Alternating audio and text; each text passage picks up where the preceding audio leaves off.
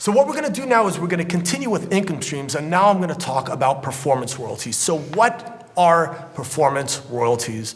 Performance royalties are the monies that you're going to get when your music is publicly broadcasted by music users. So who are music users? Well, the primary ones are going to be radio, television, it can actually be the internet, and it can actually be major concert venues. Some of the more general ones are going to be bars. Yes, bars have to pay performing licensing fees, for the music they play and also for the bands that come in there and play covers. It could be actually, shopping malls. It could be restaurants. Though note, restaurants beneath a certain square footage are exempt. And it could even be movie theaters in foreign territories. But note, movie theaters in the United States are exempt due to a lawsuit back in the 1940s. But essentially anywhere that music is publicly broadcasted, you're required to get what's called the performance royalty. Now, I want to kind of bring us back to our CD-PDs again, okay? So you know that when you write a song, you own the song, and you get this exclusive bundle of rights in the United States Copyright Act called, what we call CD-PDs, right? You get the rights to copy or reproduce, you get the rights to distribute, you get the rights to public perform, right? You get the rights to performance. So in other words, that means that essentially anybody that wants to use your song must get a license and pay a fee. And that fee is called a performance royalty. See how it all comes back and comes together? Okay, but performance royalties are a little bit more difficult than what we just talked about before, right? It's not so easy to say per every radio play you're going to get X amount of pennies, kind of like we could do with mechanical royalties. The system is far more complicated. And to further complicate things, could you imagine if I had to actually issue licenses to over 10,000 different radio stations in the United States? Yeah, that would be difficult. Ridiculous. And for this reason, when we talk about performance royalties, we also have to talk about performing rights organizations, also known as PROs.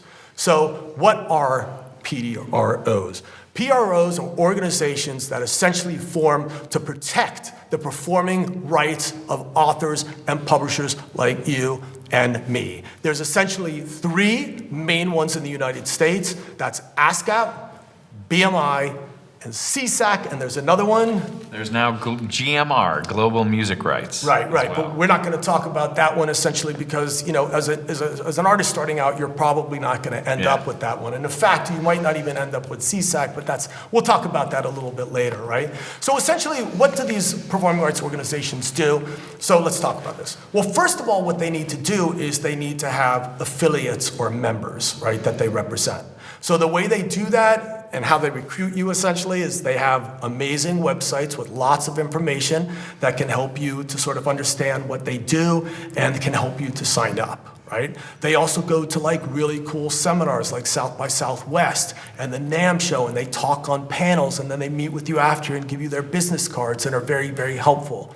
You can also meet them in their offices, right? Mm-hmm. And as you said, they've got, especially ASCAP and BMI have offices all over the country, regional. I mean, there's the big offices, of course, New York, LA, and Nashville, but there's regional all over. Right, so it's really easy to kind of set up an appointment and go meet with one of these folks. So now they have these affiliates, right? They have these people that are, part of their organizations. And it could be Bobby Borg, it could be Michael Eames, it could be Madonna, it could be Kanye West. They have everybody. And they go to the radio stations and they say, hey, Mr. Radio Station, we will license you the rights to our entire repertoire of songs, and you can use these for one blanket fee.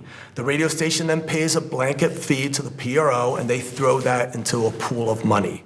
The PRO then monitors the radio station, for example, to see how many times they play a Bobby Borg song versus a Kanye West song versus a Madonna song. And depending on what is picked up in surveys, that money gets distributed out of the pool to the various writers and publishers. Now, what happens if Bobby Borg's song does not get played enough to get picked up on the surveys, then Bobby Borg opens up his mail and gets a statement that says, 0. yeah, sorry, we didn't pick up anything. Now you might be going, wow, that kind of sucks, and I could even be getting play, but it just doesn't get picked up on the surveys, right? So is it a perfect system? No, it's not, and it's a very complicated one. And actually, the methods of actually monitoring are kind of very interesting to know about, and they're different depending on if it's radio or if it's it's TV. So, Michael, if you can, absolutely. Take over. So, let's take each of the mediums one at a time. So, radio, and technology is a big part of all of this monitoring. So, radio gets typically taken care of by BDS, Broadcast Data Systems, which is owned by Nielsen now. Their ASCAP also had done their own technology for a while. BMI had invested in the technology that ultimately was behind Shazam. There's been TuneSat that CSAC has used, but radio for the most part, and what is important to understand for any of these media, they call it the follow the dollar syndrome. So, we're talking about radio first. You can imagine it's the large cities and the large radio stations in these large cities that are paying the biggest amount of the blanket fees to the PROs. And, they have the biggest ad budgets. It's typically a percentage of their advertising revenue. The big cities have, obviously, the population. They've got big advertisement base. It generates and throws off a lot of money. And the farther you go out from the larger metropolitan areas into the smaller cities and suburban areas, they still have radio stations, but their Arbitron ratings are lower, their ad rates are lower, the population that's listening to the station is lower.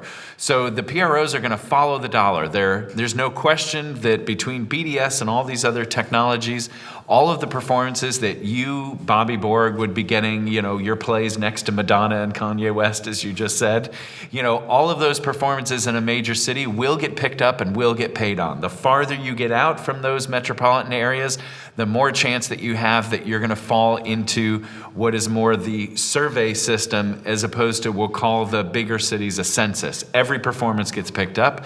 The surveys in the radio world, believe it or not, there's still logs that go around in these smaller stations where no one knows when the log is going to sort of be moved from one station to another, but once it's in your station, the PDs, the program directors, are writing in, okay, I played this song by this artist at this time during the day, and the logs find their way around back to the PROs. They get put into their system, they get paid, but it is unfortunate that if you don't get picked up in the survey, you're not going to get paid. Right.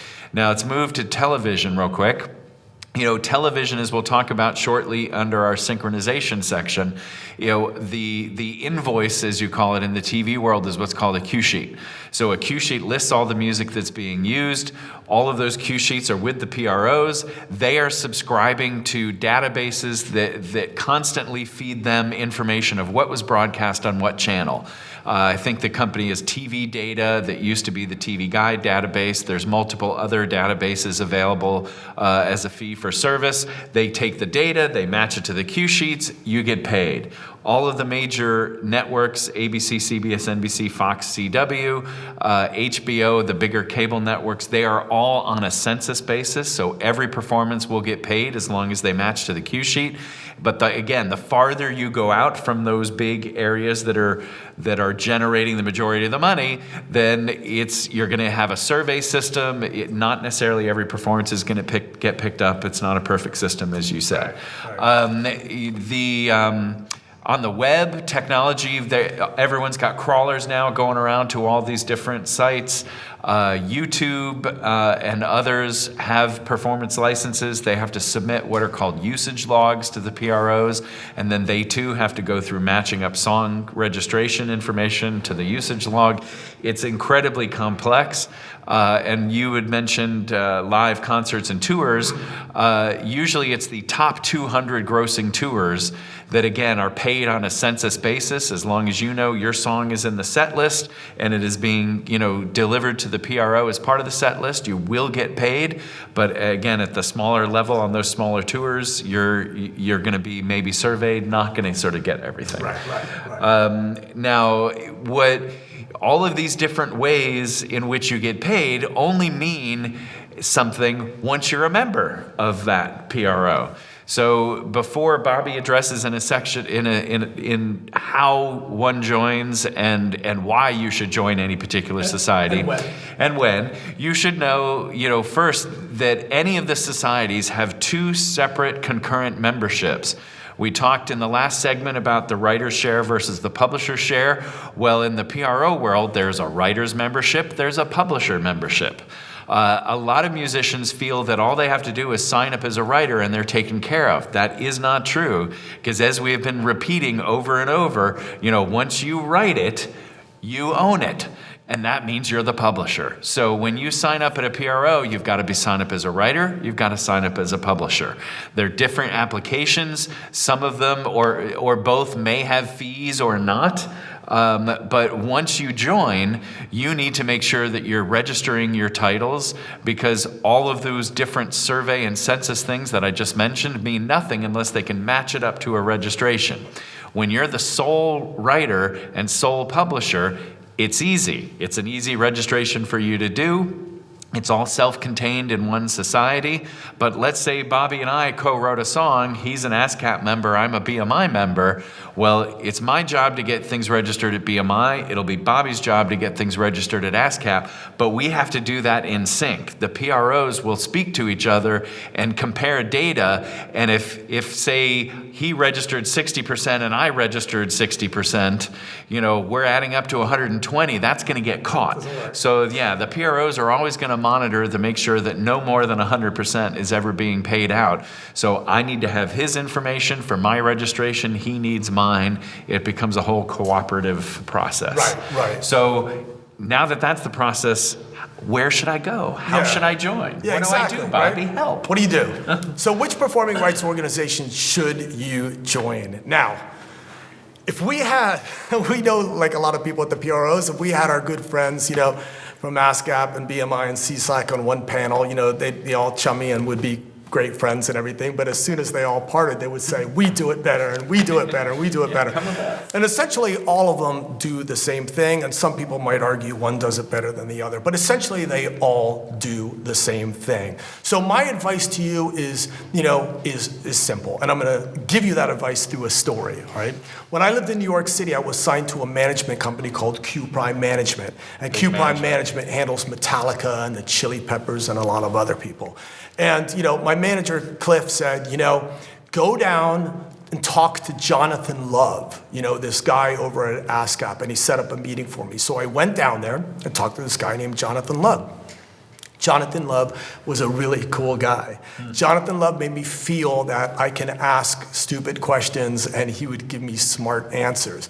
He made me feel that here's my card, here's the card, call me anytime, we're there for you, He kind of laid it out for me simply so I understood what was going on, and he even encouraged me to do a little bit of research. And I did that, and it just made sense from a vibe perspective. Okay? And that's very important in this business. So what you should do is you should set up meetings with the PROs and go down and talk with them. Okay? Now, if you're thinking, well, that's not enough for me, I need a little bit more, then you can base it on some other things. So for example, if when they started means something to you, ASCAP was pretty much the first performing rights organization that started in the United States, Then other things might be important for you too, such as, who are they established by? So, ASCAP is established by, writers and publishers like you and me, and that might mean something to you, as opposed to BMI, who's essentially run by, broadcasters or established by broadcasters. That might be meaningful to you.